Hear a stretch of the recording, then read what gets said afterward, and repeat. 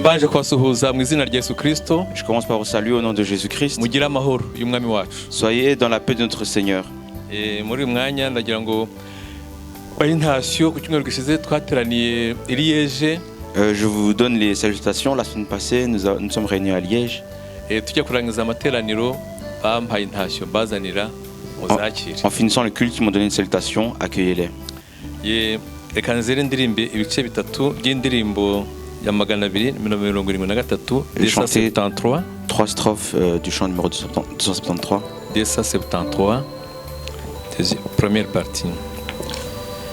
Abayizi muramfasha. Ceux qui la connaissent peuvent m'aider. Dukanguke, dukanguke, dukora imirimo cyane, twitange tubi igitambo cyo guhimbaza Uwiteka. Kera twagira ubute, none reka tubwirane, dukora imana yacu, dufite umwete ukwiriye. Ahari uyu musorupfu rwazaruka dutungura, cyangwa Yesu yagaruka bisange dukiranutse. Alléluia, Yesu ashimwe. Amen. Que Jésus soit loué. Dukanguke, dukanguke, Réveillons-nous kora imirimo cyane. et œuvrons avec zèle. Hari mwaza kwibagirwa ibindi ndi buvuge, Peut-être vous allez oublier le reste que je vais vous dire. ariko mumenye ngo dukanguke, dukanguke, dukore imirimo cyane. Mais sachez, réveillons-nous, réveillons-nous et faisons les œuvres avec zèle. Yesu ashimwe. Que Jésus soit Reka loué. dusome amagambo ari mu Efeso On va lire. ibice bibiri. On va lire la parole qui est en Éphésiens chapitre 2, Turahera ku murongo waho wa 8 n'uwa 10. à partir du verset 8 et le 10. Ni amagambo Pawulo yandikiye Abefeso. Des paroles que Paul a écrites aux Éphésiens. Arabwira ati mwakijijwe n'ubuntu kubwo kwizera, ntibyavuye kuri mwe ahubwo n'impano y'Imana. Ntibyavuye no ku mirimo kugira ngo hatagira umuntu wirarira. Kuko turabo yaremye ituremeye imirimo myiza muri Kristo Yesu, iy'Imana yiteguriye kera kugira ngo tuyigenderemo. Amen. Car c'est par la grâce que vous êtes sauvés, par le moyen de la foi. Et cela ne vient pas de vous, c'est le don de Dieu. Ce n'est point par les œuvres, afin que personne ne se glorifie. Car nous sommes son ouvrage, ayant été créés en Jésus-Christ pour de bonnes œuvres que Dieu a préparées d'avance, afin que nous les pratiquions. Amen. Reka dusome mu gitabo cya Yakobo ibice bibiri murongo 26.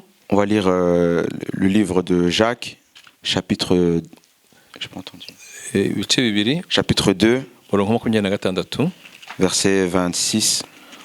Ngo nuko rero nk'uko umubiri udafite umwuka uba upfuye, niko no kwizera kudafite imirimo kumeze kuba gupfuye. Comme le corps sans esprit est mort, de même la foi sans les œuvres est morte. Reka twongereho ijambo riri muri Yohana ibice 4. Lisons également Jean chapitre 4.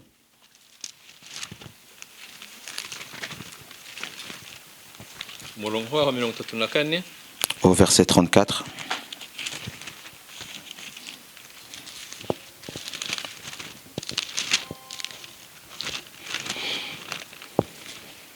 Reka dusome mu izina rya Yesu. Lisons au nom de Jésus. Yesu arababwira ati ibyo kurya byanjye ni ugukora ibyo uwantumye ashaka no kurangiza umurimo we. Amen. Jésus leur dit, ma nourriture est de faire la volonté de celui qui m'a envoyé et d'accomplir son œuvre. Amen. Yesu adufashe. Que Jésus nous aide. Ariko muri kino gitondo uko tubisomye hano, Et comme nous l'avons lu en ce matin, uko Pawulo yabibwiye Abefeso, comme Paul l'a dit aux Éphésiens, mwakijijwe kubw'ubuntu, vous êtes sauvés par la grâce. mwakijijwe n'ubuntu kubwo kwizera. Vous êtes sauvés par la grâce au moyen de la foi.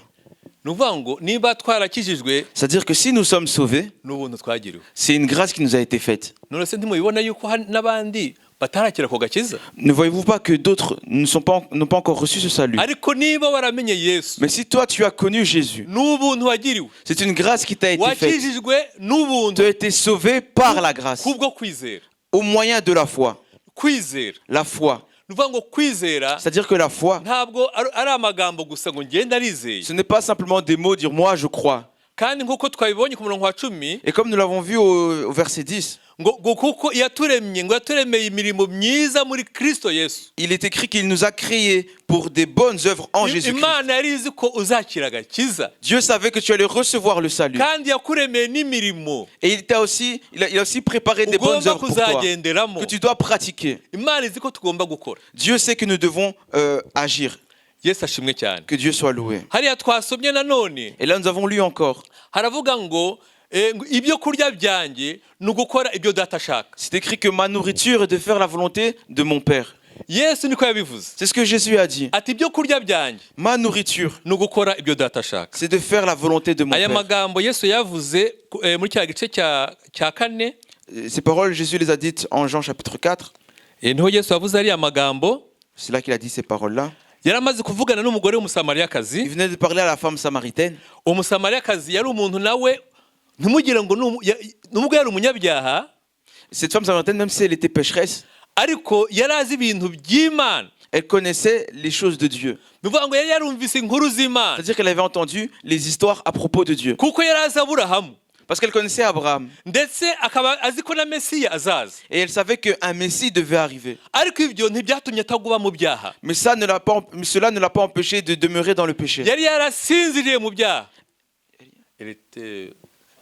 Hein, elle somnolait dans les péchés.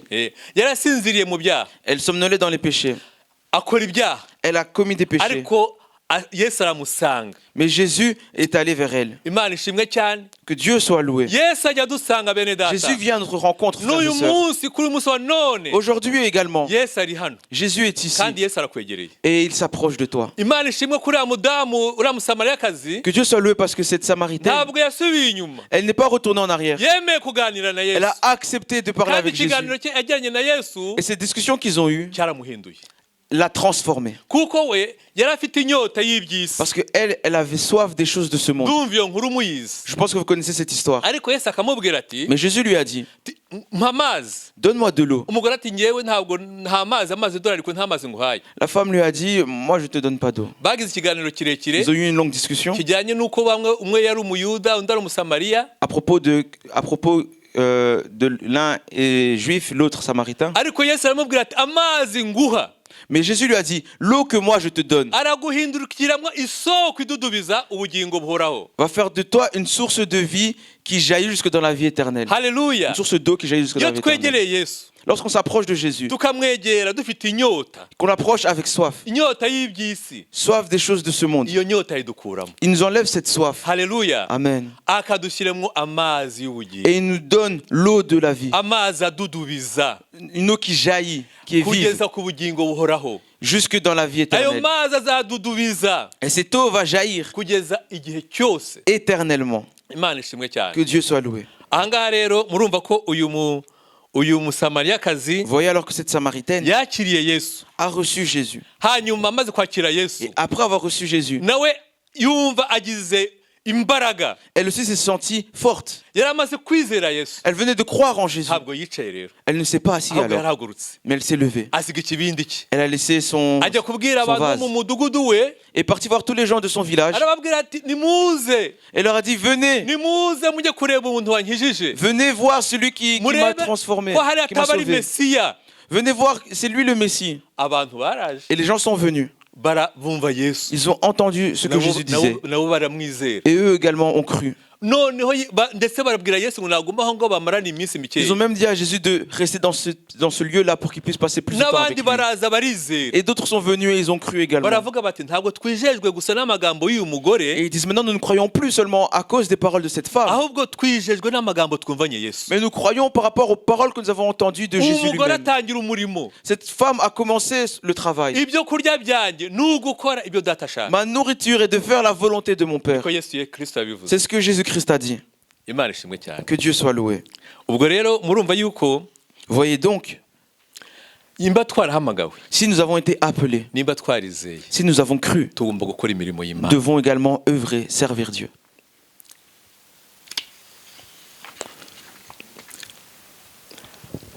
bageze ku gice cya kane cya Yohana Au chapitre 4 de Jean, ku murongo wa 35 au verset 35, baravuga ngo ni Yesu wababwiye kuko icyo gihe abigishwa be bari bicaye ku iriba c'est Jésus qui leur dit ça.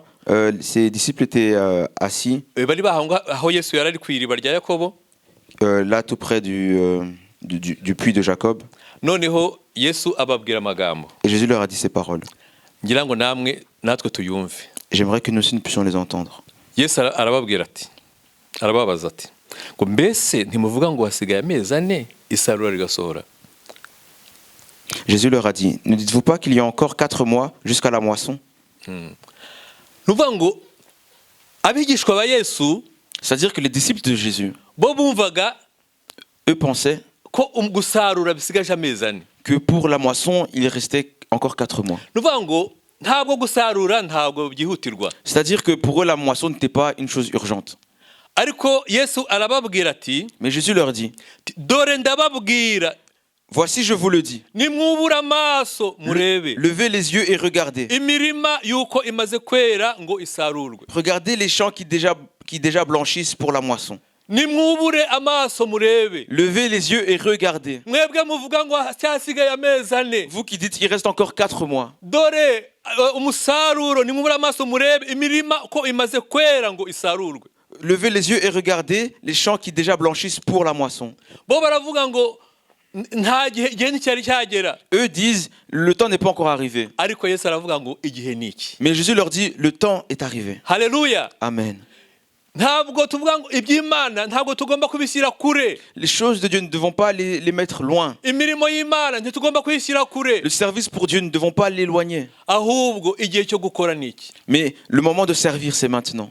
kuko bugiye kugoroba Parce qu'il va faire nuit. ntabwo tuzi ibizaba ejo On ne sait pas ce qui va arriver demain. ntabwo tuzi ibizaba umunsi ukurikiyeho On ne sait pas ce qui va arriver le jour d'après. ariko tugomba gukora ku gihe cyo gukora ni iki Mais nous devons servir maintenant parce que c'est maintenant le temps de service. ku murongo wa 36 Au verset 36. haravuga ngo umusaruzi ngo ahabwe ibihembo Celui qui moissonne reçoit un salaire. ateraniriza imyaka ubugingo buhoraho ngo mubibyi n'umusaruzi banezerwe Et amasse des fruits pour la vie éternelle, afin que celui qui sème et celui qui moissonne se réjouissent ensemble. ku murongo wa 37 aravuga ngo Au 37, il est écrit, ngo kuko iri jambo ari ry'ukuri ngo car en ceci, ce qu'on dit est vrai. habiba umwe hagasarura undi L'un sème et l'autre moissonne. n'abatumye gusarura ibyo mutahinze Je vous ai envoyé moissonner où vous n'aviez pas travaillé. abandi barakoze namwe mwazunguye umurimo wabo D'autres ont travaillé et vous êtes entrés dans leur travail. ko wizeye ukora iki mu nzu y'Imana Toi qui crois, que fais-tu dans la maison de Dieu? dufite imirimo myinshi Nous avons beaucoup d'œuvres à faire. hari abakora isuku mu itorero Il y a ceux qui nettoient dans l'église.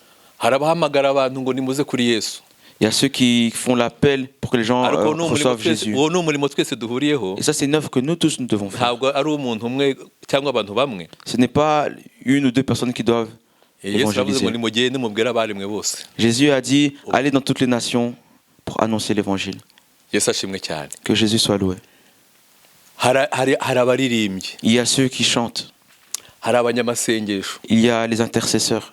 ariko abanyamasengesho nabo Et dans les intercesseurs, ntabwo si umuntu umwe cyangwa ce babiri n'est pas une ou deux personnes. twese turi abanyamasengesho Nous tous, nous sommes intercesseurs. biratureba twese Ça nous regarde, nous tous. hari abakora akeye Il y a ceux qui s'occupent de l'accueil, hari abakora kuri sonorisation ceux qui s'occupent de la sono. hari abavugabutumwa Il y a les évangélistes. ijambo ry'Imana tubwiye ngo La parole de Dieu nous dit, habiba bamwe habiba umwe hagasarura undi, l'un sème, l'autre amasse. ngo nabatumye gusarura Moissonne, ibyo pardon. mutahinze. Je vous ai envoyé moissonner ce que vous n'aviez pas semé. Niba uwo murimo ukora mwene data, Si l'œuvre que tu fais, mon frère, ma soeur, uwo murimo ukora l'œuvre que tu fais, ntabwo uri uwa mbere uwukoze. tu n'es pas la première personne à la faire. Hari abandi bawukoze Il y a d'autres qui l'ont faite avant. bawukora neza, Et ils l'ont bien faite. barawugusigiye. Et ils t'ont laissé cette œuvre. Yesu adufashe. Que Jésus nous aide.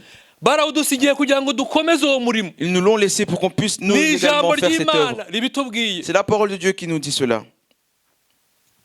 Uwo murimo badusigiye tuwukora dute? Comment faisons cette œuvre qu'ils nous ont laissée? Uwo murimo tuhagazemo gute? Comment nous comportons-nous dans ces œuvres? Imana itugire neza Que Dieu nous fasse du bien, kugira ngo tutazagawa. pour que nous ne soyons pas rejetés. Muribuka inkuru n'umugani w'umugaragu w'umutware wahaye abagaragu be itaranto. Vous connaissez la parabole des talents. Yabahaye itaranto Il leur a donné des talents kugira ngo bazigenze. pour qu'ils puissent les faire Umwe fructifier. yamuhaye 5, L'un a reçu 5, undi amuha 2, l'autre a reçu 2 undi amuha 1. et un autre a reçu 1 talent. Ikintu cyanejeje cyane Et ce qui m'a réjoui, nuko uriya muntu wahawe itaranto imwe, itaranto 5, c'est que celui qui a reçu 5 talents, n'uwahawe itaranto 2, ou celui qui a reçu 2 talents ou 2 pièces, biri muri Matayo 25, c'est en Matthieu ariko 25. ndabibabwira iyo nkuru buhoro. Mais je vais vous expliquer cette parabole. Ngo shebuja amaze kubaha izo taranto, Lorsque le chef venait de leur donner ses talents, mwumva uwo mugaragu mwiza bene data, écoutez ce bon serviteur. uwo mwanya À ce moment-là, ntabwo yarindiriye, il n'a pas attendu. ntabwo yavuze ngo hasigaye amezi 4. Il n'a pas dit il reste Hoya, encore ntabwo 4 aribyo mois. yavuze. Non, c'est pas ce qu'il a Ahubwo uwo dit. mwanya Mais à ce moment-là, uwahawe itaranto 5 aragenda arazigenza. celui qui a reçu ses 5 talents est parti pour les faire fructifier. Uwahawe itaranto 5 n'uwahawe itaranto 2 ngo nawe yabikoze atyo. Et celui qui a reçu 2 talents fit de même. Niko ijambo ry'Imana C'est ritubwira. ce que la parole de Dieu nous dit.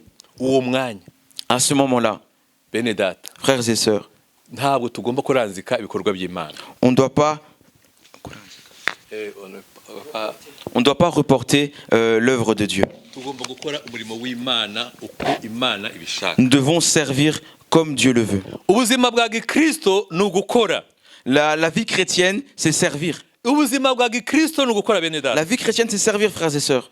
Uriya wahawe itaranto imwe Celui qui a reçu 1 talent, yaragiye arayipfurika, il est parti le recouvrir, l'enterrer. Il l'a caché. ariko bagiye guhemba shebuja arababwiye ngo wowe uri umugaragu mubi. Mais lorsque c'était parti pour recevoir leur récompense, le chef a dit, toi tu es un mauvais serviteur. Ariko uwakoze neza itaranto ikunguka, Mais celui qui a bien travaillé et ses talents ont fructifié, we yaramubwiye ati wowe mugaragu il mwiza. a dit, toi bon serviteur, Yesu ashimwe cyane. que Dieu soit loué. Dufite uwo dukorera bene data, Nous servons quelqu'un, dufite frères uwo et sœurs. dukorera, Nous servons quelqu'un, frères et sœurs, kandi tuzamuha raporo. et nous lui donnerons un rapport. Kuko ngo shebuja agarutse Parce que lorsque le chef est revenu, barabaranye, il les a évalués kugira ngo arebe uko bakoze. pour voir comment ils ont travaillé. Nuko rero bene data, Alors, frères et sœurs, reka duhagarare neza muri uyu murimo. comportons-nous bien dans ce service, dans cette Ni œuvre. ubuntu twagiriwe C'est une grâce qui nous a été kugira faite ngo tuwukore. pour que nous puissions faire tout cela. Umurimo ukora wawe L'œuvre ou le service que tu fais, ni ubuntu wagiriwe. c'est une grâce que tu as reçue. Hari abandi bashobora kuza bakawukora neza Il y a kukurusha. d'autres qui peuvent venir et le faire mieux que Niba toi. warawuhawe Mais si tu l'as reçu, ukore neza. fais-le bien. Yesu atugire neza. Que Dieu nous fasse du bien. Pawulo abwira Timoteyo ati, Paul dit à Timothée, mu bice Timoteyo wa kabiri ibice 4 ku murongo wa 2, en 2 Timothée chapitre 4 verset 2, haravuga ngo Timoteyo yihanangiriza, Pawulo yihanangiriza Timoteyo. Donc Paul ordonnait ou exhortait Timothée. ubwiriza abantu ijambo ry'Imana, ugira umwete mu gihe kigukwiriye no mu kidagukwiriye. Prêche la parole, insiste en toute occasion, favorable ou non. umurimo w'Imana dukora bene data, L'œuvre de Dieu que nous faisons, frères et sœurs, haba mu bushyuhe, que ce soit dans la chaleur haba mu bukonje, ou quand il fait froid, haba mu mvura, que ce soit sous la pluie cyangwa hari umucyo hameze neza, ou quand il y a un beau soleil, tugomba gukorana umurimo w'Imana. nous devons servir Dieu, faire son œuvre. Tugomba gukora. Nous devons œuvrer. Imana itugire neza. Que Kadusome Dieu soit loué. ijambo riri muri Age Ils ont une parole qui se trouve en Agé, Hagayi igice kimwe chapitre 1er, ku murongo wa kabiri. au verset 2. Mwumve iyo nkuru y'Abayuda. Écoutons cette histoire des Juifs. Mu mwaka wa kabiri wo ku ngoma y'umwami Dariyo, ku munsi wa mbere w'ukwezi kwa gatandatu, ijambo ry'Uwiteka ryazanywe na Hagayi umuhanuzi kuri Zerubabeli mwene Sheyalutiyeli umutegeka w'Ubuyuda no kuri Yosuwa mwene Yosadaki umutambyi mukuru ati: dore ibyo Imana umugaba ku murongo wa kabiri katuhasome. Uwiteka Nyiringabo aravuga ati: ubu bwoko buravuga buti igihe cyo kongera kubaka inzu y'Uwiteka ntikiragera. Donc, la seconde année du roi Darius, le premier jour du 6e mois, la parole de l'Éternel fut adressée par Agé, le prophète, à Zorobabel, fils de Shealtiel, gouverneur de Juda, et à Josué, fils de Jotsadak, le souverain secrétaire, en ces mots. Ainsi parle l'Éternel des armées. Ce peuple dit: le temps n'est pas venu, le temps de rebâtir la maison de l'Éternel. Uwiteka Nyiringabo, L'Éternel Dieu des armées, Imana yacu yo mu ijuru, notre Dieu qui est au niyo ciel. magambo yabwiye buriya bwoko bwayo. C'est la parole qu'il a prononcée pour son Ngo peuple. muravuga muti igihe cyo kongera kubaka inzu y'Uwiteka ntikiragera. Vous dites: le temps de rebâtir la maison n'est pas encore arrivé. Hagayi na bene wabo bari bavuye mu bunyage bavuye i Babuloni. Agé et les siens revenaient de l'exil, revenaient de Babylone. Bageze i Yerusalemu basanga inzu y'Uwiteka yabaye umusaka. Revenus à Jérusalem, ils ont vu que le temple de Dieu avait été détruit. None se murabona aba bantu badatekereza nk'abari abigishwa ba Yesu? Ne voyez-vous pas que ces gens réfléchissaient comme les disciples de Jésus? Bamwe baravuga bati cyasigaye amezi ane. Certains disaient: il reste encore 4 mois. Abandi bati igihe cyo kongera kubaka inzu y'Uwiteka ntikiragera. Les autres maintenant disent: le temps pour rebâtir la maison de Dieu n'est pas encore arrivé. Ariko ndagira ngo mbabwire ngo bene data, umurimo udukora nk'uko nababwiye tugomba kuwukora kuko uwawudusigiye ntabwo tuzi azagarukira. Mes frères et sœurs, ce que je veux vous dire, c'est que l'œuvre que nous devons faire, nous devons la faire maintenant, parce que, bien comme celui qui nous l'a laissé. Kuko shebuja agarutse kureba babandi yasigiye itaranto, Parce que lorsque le chef est venu voir les serviteurs à qui il avait laissé des talents, ntabwo yababwiye ngo ejo nzaza, il ne leur a pas dit: je viendrai demain. cyangwa babwira ati nk'uko baduhaye amatangazo ngo ku munsi runaka nzaza. Il n'a pas fait comme on a reçu des annonces où on nous dit tel jour je viendrai.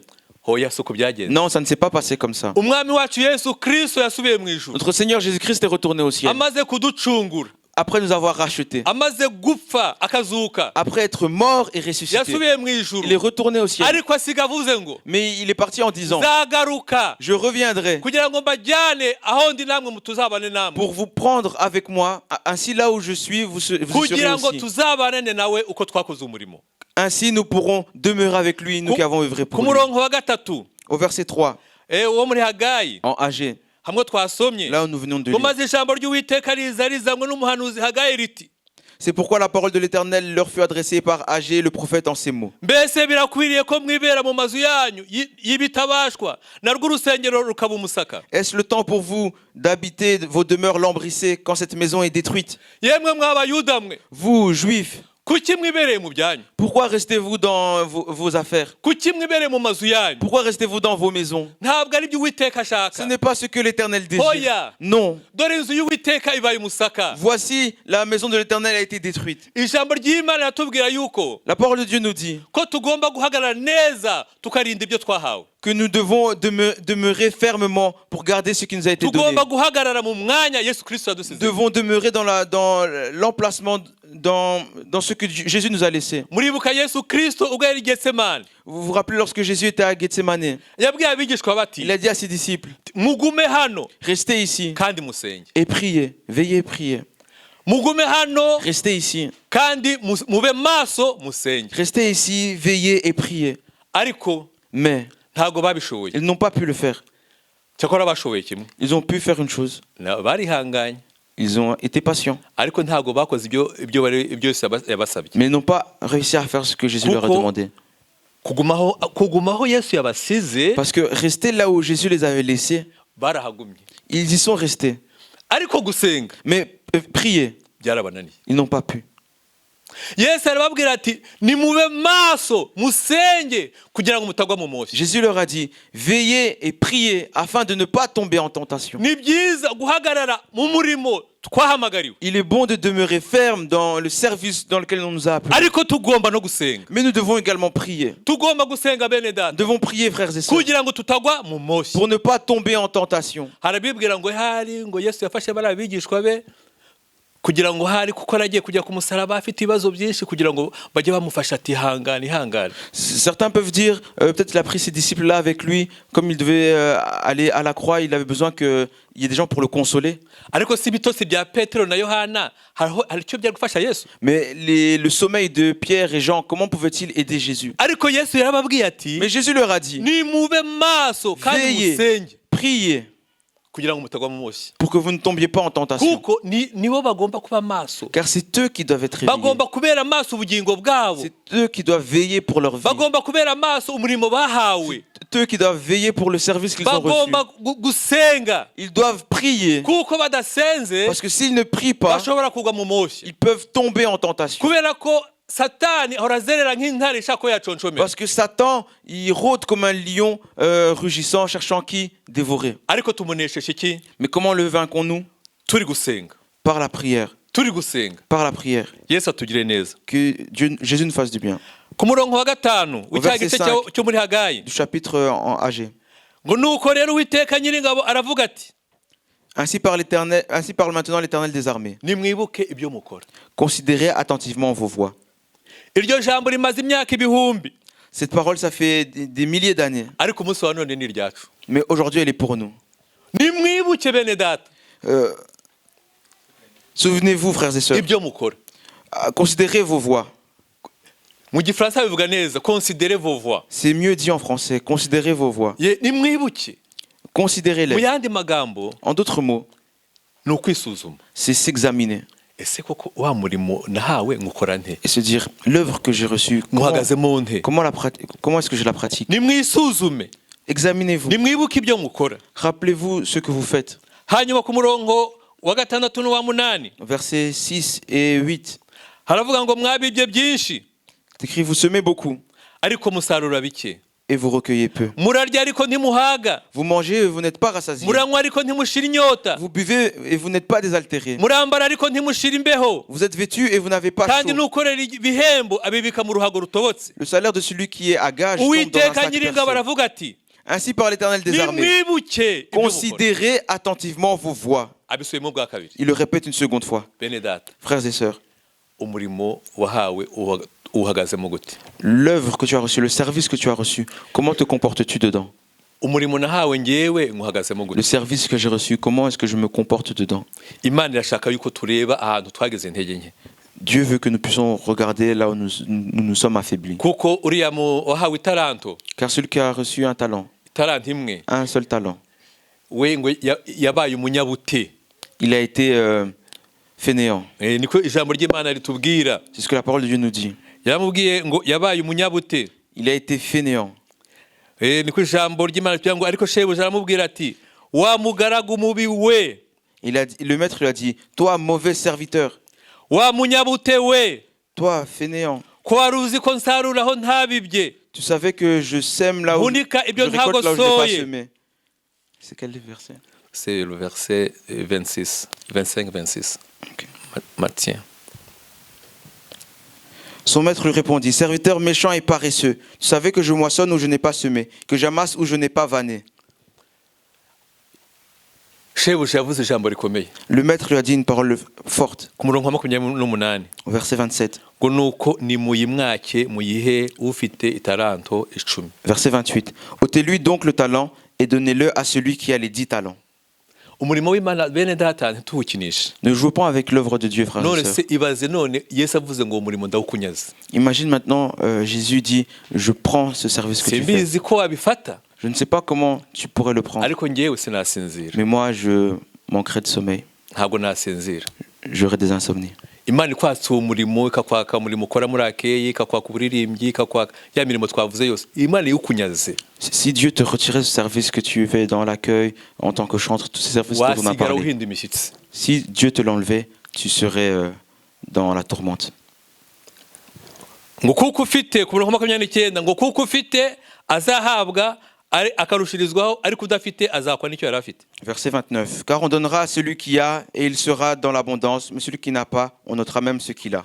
Ku murongo wa 30, Verset 30. ngo n'uyu mugaragu ntacyo amaze, Et le serviteur inutile, mumujugunye mu mwijima hanze, jetez-le dans les ténèbres du niho dehors, bazaririra bahekenyera amenyo. Imana idufashe. où il y aura des pleurs et des grincements de dents. Que Dieu nous aide. Tusuye muri Hagayi, turimo turangiza Retournons en Agé, nous finissons ku murongo wa 8. au verset 8. Ijambo ry'Imana riragaruka riravuga ngo La parole de Dieu dit encore, nimuzamuke mujye ku misozi, montez sur la montagne, muzamuke muzane ibiti, apportez du bois, muzane ibiti. apportez du bois. Ku murongo wa 8b haravuga ngo maze mwubake urusengero, nzanezezwa narwo kandi nzahimbazwa. Et bâtissez la maison, j'en aurai de la joie et je serai glorifié, dit l'Éternel. Imana itugire neza bene data. Que Dieu nous fasse du bien, frères et sœurs. Ku murongo wa 14 Au verset 14 w'icyo gice de ce chapitre, haravuga ngo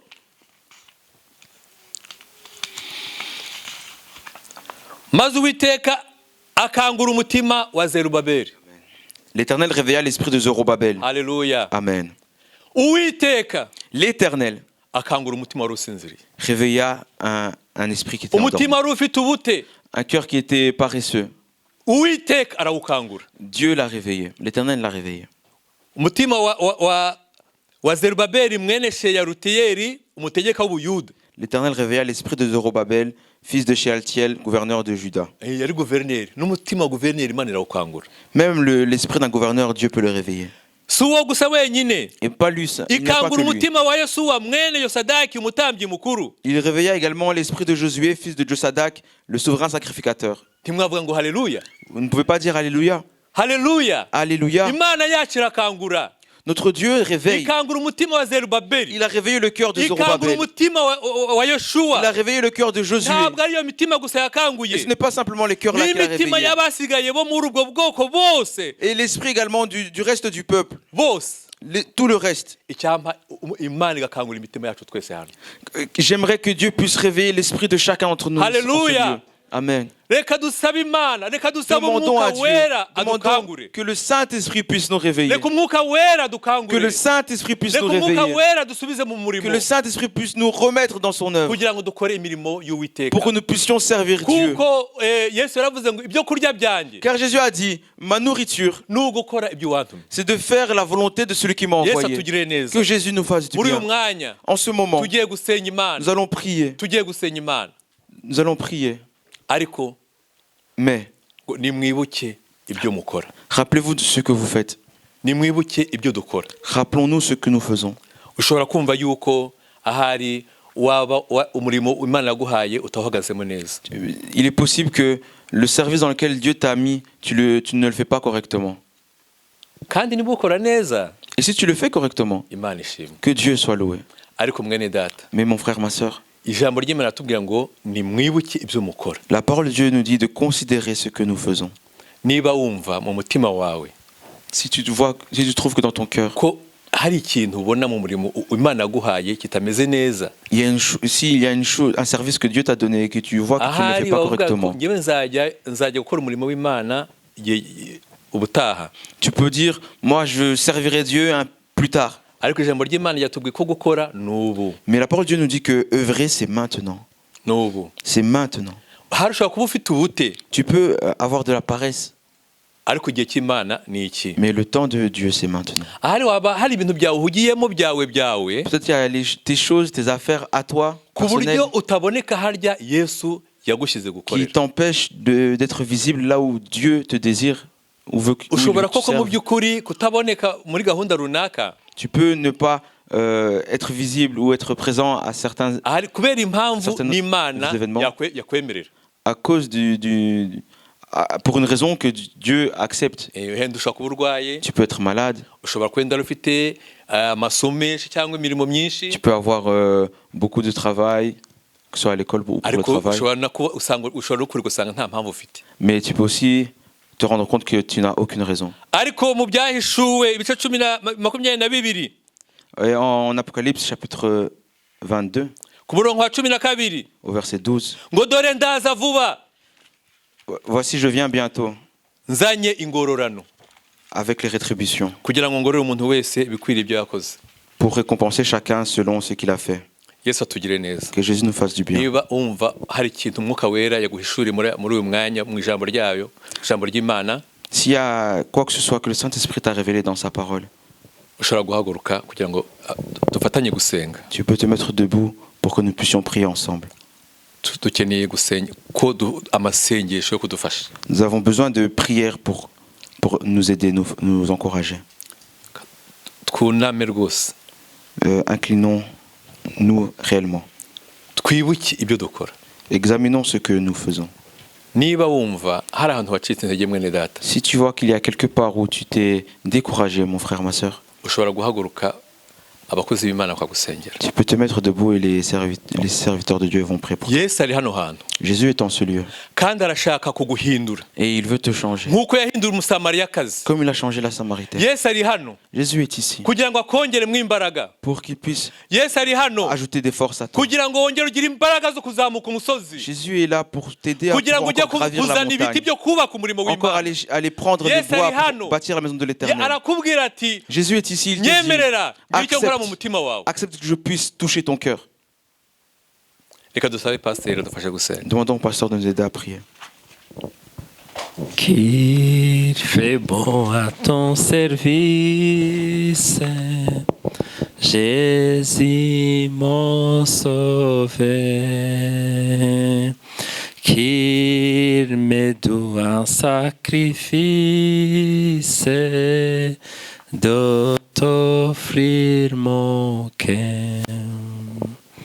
Prends, oh Jésus, prends ma vie, elle est toute à toi. Et dans ta grâce infinie, dis-moi, sauve-moi.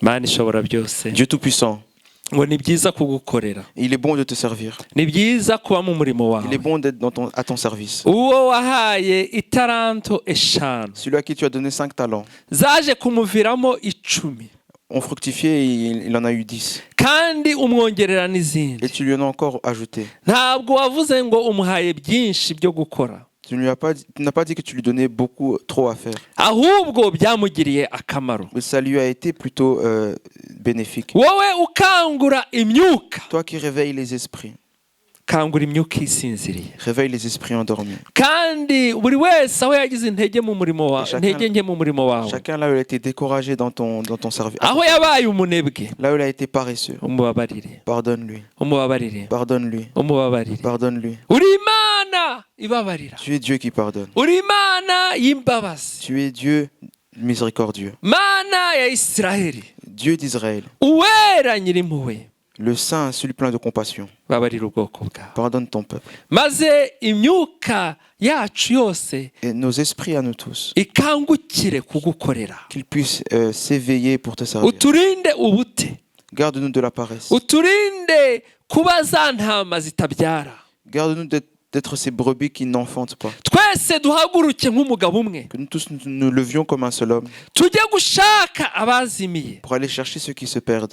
kuko benshi bari kujya mu nzira ngari Car y'uburimbukiro. beaucoup empruntent le chemin spacieux qui mène à la perdition. Mana, dukeneye imbaraga zo mu ijuru Seigneur, nous avons besoin de la puissance qui vient de kugira ngo tubakure mu nzira ijya kurimbuka, pour qu'on puisse les détourner du chemin qui mène à la tubashyire mort, mu nzira ifunganye ijyana iwawe. pour qu'ils aillent sur le chemin étroit qui mène à toi. Turagushimiye rero kubw'ijambo ryawe, Te louons alors pour ta parole n'umugaragu wawe et pour uritugejejeho. ton serviteur qui nous l'a donné. Umwongerere imbaraga, ujye umuhaye ibyo kugaburira ubwoko bwawe, Ajoute-lui de la force, donne-lui toujours de quoi partager à ton mu peuple. izina rya Yesu, Au nom de Jésus. amen. Amen. Reka twese noneho duhaguruke Levons-nous tous à kugira présent ngo turangize iteraniro. pour clôturer la réunion, le culte. Uwiteka Nyiringabo, Dieu des armées, kuri uyu mwanya turagushimiye ko wabanye natwe, en ce moment, nous te louons d'avoir été avec nous. watangiranye natwe, Tu as commencé avec nous, uri kumwe tu natwe, es avec nous uragumana natwe, et tu vas demeurer avec nous. ariko bibaye ngombwa ko dutandukana. Mais il est nécessaire maintenant qu'on se sépare. Niyo mpamvu nsabiye umugisha buri wese waje hano, C'est pourquoi je bénis à présent chaque personne venue en ce lieu. nsabiye buri wese wagize icyo akoramo umurimo Je wawe, bénis chaque personne qui a pu te servir. nsabiye umugisha umugaragu wawe watuyoboye, Je bénis ton serviteur qui nous a conduits. kugira ngo umuhe umugisha ugendana n'abayobora abandi. Puisse le bénir, la bénédiction qui accompagne nsabiye ceux qui umugisha officient. abasobanuye, Je bénis ceux qui ont interprété. nsabiye umugisha abarimu muri ekodime, Je bénis les moniteurs des Codim. nsabiye umugisha abakora sonorisation n'akeye, ubahe umugisha. Je bénis ceux qui s'occupent de la sonorisation et ceux qui s'occupent de la... abaririmbyi ubahe umugisha. Les chantres, bénis-les. Mwami w'amahoro, Seigneur Dieu de paix, umuntu wese wafashe umwanya akaza mu nzu yawe chaque umuhe personne qui est umugisha. venue, qui est venue dans ta maison, bénis-la. Tugiye gutandukana, Nous allons nous séparer. gendana n'ubwoko bwawe, Va avec ton peuple. tuzongere guhura dushima izina ryawe. Qu'on puisse se revoir Amen. louant ton nom. Amen. Mugendane umugisha Allez w'Imana, dans la bénédiction du Seigneur. tuzongera guhura muri za gahunda zose twagiye tuvuga z'iki cyumweru, kirimo gahunda nyinshi, ariko dufite amasengesho by'umwihariko kwa gatatu nk'uko bisanzwe. Nous nous reverrons dans les réunions dont je vous ai parlé durant les annonces. Et spécifiquement, nous avons la réunion le mercredi, Réunion de la prière. réunion de prière le mercredi. Mugendane amahoro y'Imana. Allez dans la paix du Seigneur.